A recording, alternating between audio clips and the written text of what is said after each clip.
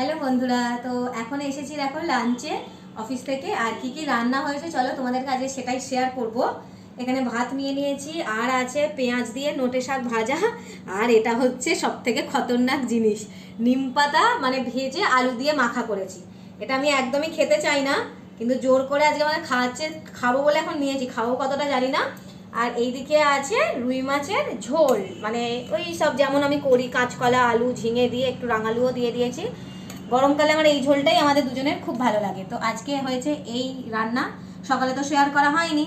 তো চলো খাওয়া দাওয়া করে নিই। আর এই খতরনাক জিনিসটা তো খেয়ে আর জল খেয়ে নিতে হবে, বলো। খেয়ে আর জল খেয়ে নাও, মুখটা কিছু বহুত মিষ্টি তেতো, লাগবে। প্রচুর তেতো। রবিবারে খেয়েছিলাম, সেই দিনকে তেতো ছিল না বলে আজকে একটু বেশি করে নিয়েছি, দেখছি আজ এটা অনেক তেতো। ও তো জল খাও, খেয়ে একটু জল খেয়ে না, হেভি লাগবে। এই তো মুখটা মিষ্টি লাগছে। না কিছু লাগছে না, তুমি বন্ধ করো, আমার মিষ্টি মিষ্টি লাগছে না, তুমি না।